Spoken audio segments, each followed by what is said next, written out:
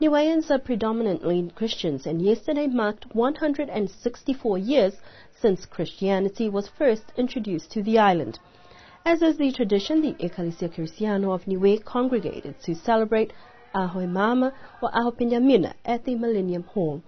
It was only fitting that this year also reflected the foundation of the church with the theme, "The Church is the Household of God."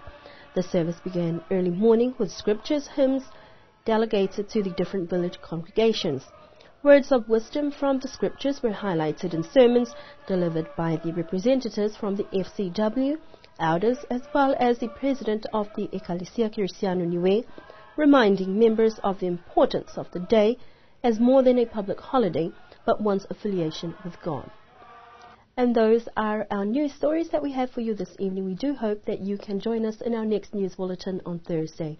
Pehna hatutolo tau whalatatutupu galata me whiwhne, amana ke liu whai whawang pene fōki ke awhiawhi hatuloto. Kia nono wha, moe mune ne pō ato li liu atutulu ke liu ke whenevea.